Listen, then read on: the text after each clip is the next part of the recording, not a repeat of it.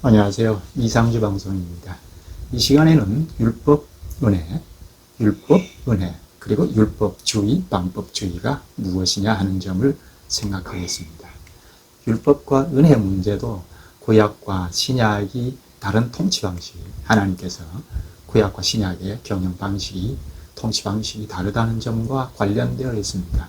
그 점에 율법과 은혜, 이 문제도 좀 생각하겠습니다. 다음부터는 교회에 대하여 쭉 연결하여 생각하겠습니다. 율법이 무엇이고 은혜가 무엇인가? 여기에 또 실수하기 쉬운 율법주의, 반법주의, 이 점을 놓고 말씀드리겠습니다. 율법주의는 율법을 지킴으로 구원받는다는 것입니다. 요즘으로 말하면 행함이 더해야 구원된다는 것입니다. 무슨 소리냐? 우리는 은혜 시대이다 하고 율법이 필요 없다 하면 반율법주의, 반법주의자가 됩니다. 이건 교회 역사에서도 말씀이 있었던 매우 무거운 주제인데 성경에서 가깝게 아주 쉽게 좀 더 말씀드려보겠습니다. 율법은 은혜와 분리하면 안 됩니다. 자칫하면 분리하거나 각을 세우는 경우가 많은데 율법은 구약교회에 주신 법이지 않습니까? 구약교회에 주신 법, 말씀인데 실정법으로 주셨고 또 두세 가지의 용도도 있는데 하나님의 말씀이죠. 당시 이스라엘 백성들에게 이해할 수 있도록 주신 말씀입니다. 하나님이 주셨으니까, 하나님께서 말씀하셨으니까 이것도 은혜입니다. 세상 나라에서는 주시지 않은 걸 하나님 자신의 나라에 자기 교회에 주셨으니까 율법도 은혜입니다. 그런데 오늘 우리가 은혜라고 하는 것은 구원을 놓고 말하는 것입니다. 구원은 은혜로 된다는 것입니다. 대속의 은혜지 않습니까? 예수님께서 십자가에서 우리의 구원을 다 이루었다는 걸 먼저 생각해야 하죠. 그리스도께서 율법을 다 지키시고 십자가에서 우리의 구원을 다 이루어 놓으셨죠. 객관적인 구원이죠. 내가 구원되건 안 되건 상관없이 이루어 놓으신 구원, 이를 우리에게 입혀주신 것이 은혜입니다. 철저히 하나님께서 하신 것입니다. 아버지 하나님께서 독생자 예수 그리스도를 완전한 사람으로 보내어 주셔서 중보자의 자격을 갖추어, 즉 사람은 자기 죄 하나도 심판받으면 흔적도 없이 사라져버리는데 하나님이신 그리스도께서 완전한 사람으로 오셔서 우리가 지켜야 할 율법을 다 지키시고 십자가에서 우리의 죄를 다 짊어지시고 아버지 하나님께 심판받으셨습니다. 심판받으셨으나 사라져버리는 것이 아니죠. 하나님이시니까 죽음에서 거뜬히 나오셨습니다. 부활의 생명으로 나오셔서 자기를 믿고 나오는 우리에게 그 생명을 연결시켜 주셨습니다. 이 생명이 호주머니에 쏙 넣어주듯이 주신 것이 아니고 연결해 주셨습니다. 그리스도 자신에게 연합시켜 주셨습니다. 연합이 굉장히 중요한 말인데 앞으로 교회와 관련하여 생각할 말씀입니다. 연합하여 뿌리는 그리스도께 두고 계속하여 생명의 자양을 공급해 주십니다. 생명의 자양이 무엇이죠? 생명의 양식. 베드로전서 2장 2절에는 갓난아이들 같이 신령한 젖을 사모하라. 이는 이로 말미암아 구원에 이르도록 자라게 하려 함이라 하죠. 여기 구원은 완결되어 구원이죠. 즉 하늘나라에 들어가는 구원입니다. 이 구원을 위하여 자꾸 자라가라. 신령한 젖을 공급받아서 자라가라 합니다. 신령한 젖은 말씀인 것을 우리가 잘 압니다. 구원된 백성은 신령한 젖인 말씀을 공급받습니다. 그리스도와 연합체를 이룬 교회가 공급을 합니다. 우리가 하늘나라에 갈 때까지 교회로 연합하여 그리스도와 연합한 자들이 연합하여 이게 교회지 않습니까? 이 교회가 예수님의 교회가 신령한 젖인 말씀을 공급합니다. 공급이 없으면 예수님의 교회로 존재할 수 없죠. 종교단체가 되어버립니다. 또 말씀 같지 않은 걸 공급하면 구원이 위험하게 됩니다. 구원 얻었나? 몰라 죽어봐야 알지 뭐. 이렇게 됩니다.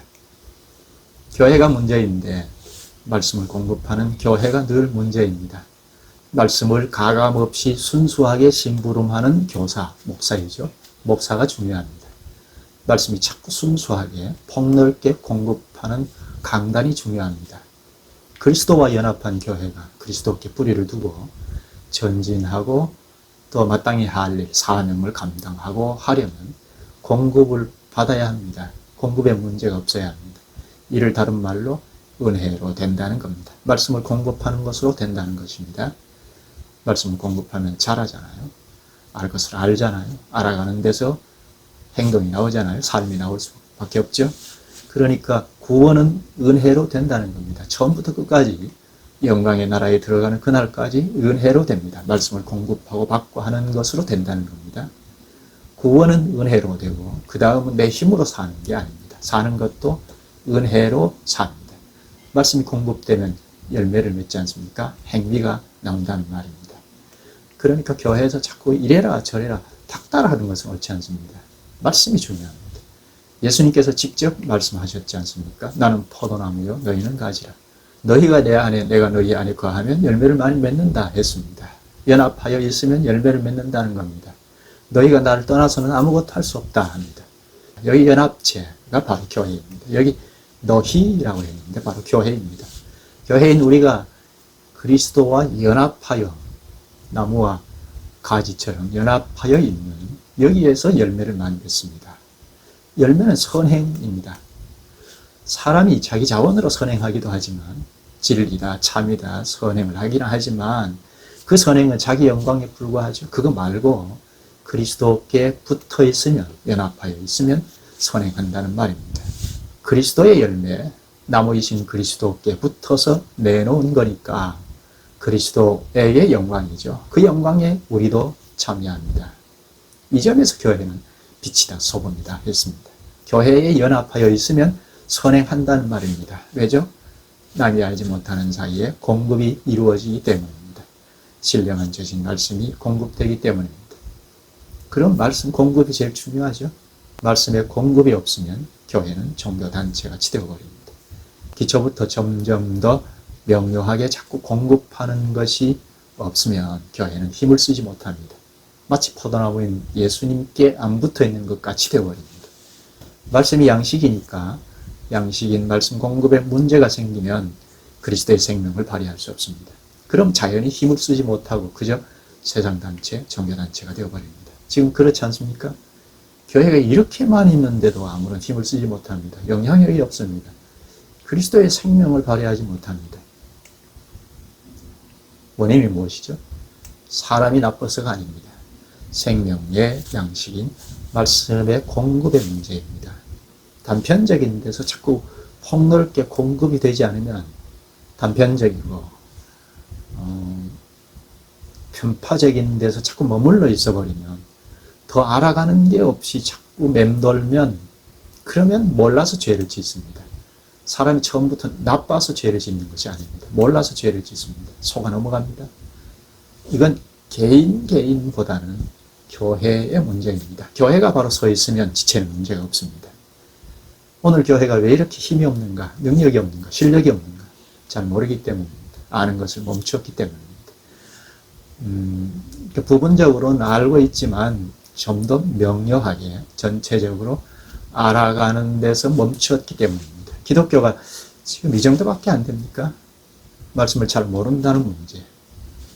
우리가 매주 드리는 예배 하나도 잘 모르고 자꾸 드리지 않습니까? 하나님 받는지 안 받는지 객관적으로 확증을 못 하잖아요. 우리 교회 예배를 받으셨다. 어떻게 확증합니까? 절배자를 써서 절을 하는데 이웃집 아저씨에게 절을 해도 절을 잘못하면 내 이놈 하고 고쳐주기도 하고 이게 인격 관계인데 하나님 앞에 우리 회중들이 다 나와서 예배를 드리는데 우리 예배를 받으셨다 하는 확증을 어떻게 합니까? 이 예배 하나도 잘 확증하지 못하고 잘 모른다는 문제, 교회적으로 모른다는 문제가 참 큰 문제입니다. 교회는 그리스도의 부활의 생명에 연결된 교회라면 생명의 양식인 말씀이 전체적으로 자꾸 공급된다는 겁니다. 그렇지 않으면 섰다가도 넘어집니다. 어느 정도 공급되다가 멈추면 그저 종교단체같이 되어버립니다. 유대교가 그랬지 않습니까? 더 알아가는 게 없이 그저 율법을 반복하고 지키라 하지 않았습니까? 이게 결국 율법주의이죠. 결국 말씀 공급이 문제입니다. 어느 시대의 교회나 다 말씀 공급에 문제가 생길 때 문제가 되었고 율법주의가 되고 타락했습니다. 말씀 공급이 문제가 없다는 전제가 된 데서 은혜로 된다는 겁니다. 구원은 처음부터 끝까지 은혜로 됩니다. 말씀이 공급이 전제된 데서 은혜라는 겁니다. 완결되는 저 영광의 나라에 들어갈 때까지 은혜로 됩니다. 말씀이 공급이 되어서 새 생명을 발휘한다는 말입니다. 믿으면 구원, 그리고 끝. 이게 아닙니다. 구원은 은혜로 되고 그 다음은 내 힘으로 되는 게 아닙니다. 그럼 율법주의자가 됩니다. 충성 봉사하자 하면 안 됩니다. 자꾸 말씀을 공급하는 것만으로 할 수 있는 일이지 그 밖에는 없습니다. 하나님의 말씀이 정상적으로 자꾸 공급이 되면 그만큼 우리의 삶이 자연스럽게 나오니까 그렇습니다. 그러므로 하자 하고 닥달하면 안 됩니다. 처음부터 끝까지 은혜로 됩니다. 구원된 이후에도 은혜로 됩니다. 행함으로 되는 것이 아닙니다. 그리스도의 대속의 은혜로 되는 것입니다. 말씀 공급이 있기 때문입니다. 알 것을 알면 행하게 되어 있잖아요. 제대로 알면 행합니다. 그래도 못 행한 건 내가 잘못한 것 압니다. 뭘 잘못했는지 알고 부끄러워서 돌이킵니다. 잘 알지 못하니까 자꾸 행함을 강조하고 율법을 지켜야 구원되는 유대교처럼 됩니다. 유대교는 율법 그것도 외피만 강조하면서 구원을 말하잖아요. 요즘 같으면 충성 봉사해야 한다. 그렇게 하면 신율법주의입니다. 처음부터 끝까지 은혜로 됩니다. 행함으로 되는 것이 아닙니다. 행함은 말씀이 공급되면 그 힘으로 나오는 것입니다. 그게 바로 그리스도의 생명을 발휘하는 것입니다. 그건 나의 자원이 아니지 않습니까? 내가 예수 믿으니까 작심하는 건 3일이면 또 그 자리입니다. 불신자와 같죠? 주신 말씀으로 깨우쳐 주신 것으로 자연히 나오는 것이기에 이는 주님의 것입니다. 처음부터 은혜로 시작하여 끝까지 은혜로 마치는 것입니다. 그럼 여기서 율법은 무엇입니까? 필요 없는 것입니까?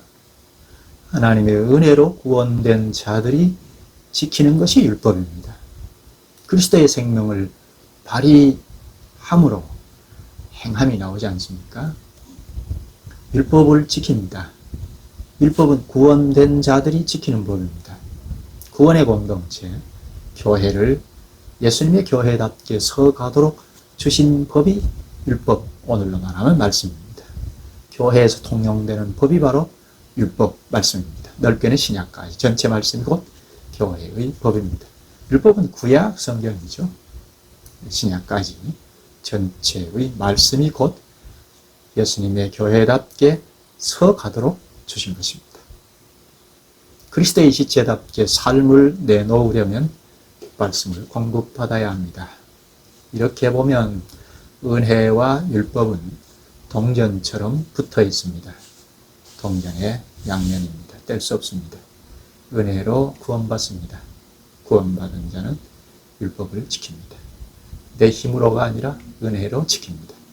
공급해 주시는 생명의 양식이 있기 때문에 자연히 지킵니다. 그런데 율법은 필요 없다 하면 반법주의입니다. 율법의 핵심은 결국 사랑이잖아요. 하나님 사랑, 이웃 사랑이잖아요. 이를 구원 얻었으니까 안 지켜도 된다. 그러면 불신자죠. 반법주의입니다. 율법이 구원된다 하면 율법주의입니다. 지금은 행함이 따라야 한다 하고 충성 봉사를 강조하고 삶을 자꾸 닥달하고 하면 신율법주의입니다. 지금은 자유입니다. 그리스도 안에서 자유인입니다. 율법의 감시에서 벗어났습니다. 예수님께서 율법을 다 지키셨습니다. 우리의 구원을 다 이루어 놓으셨습니다. 그러므로 율법을 또는 우리의 삶을, 행위를 자꾸 닥달하면 율법주의입니다. 그럼 율법은 필요 없는 것이다. 은혜 강조하면서 마음대로 살면 반율법주의입니다. 바울이 말했습니다. 로마서 6장에서 은혜 아래에 있으니 죄를 지으리요? 그럴 수 없느니라 합니다. 갈라디아서 2장에는 그리스도께서 죄를 짓게 하는 자냐? 그럴 수 없느니라 합니다. 갈라디아서 5장에는 얻은 자유로 육체의 기회를 삼지 말라. 오직 사랑으로 서로 종노릇하라 합니다.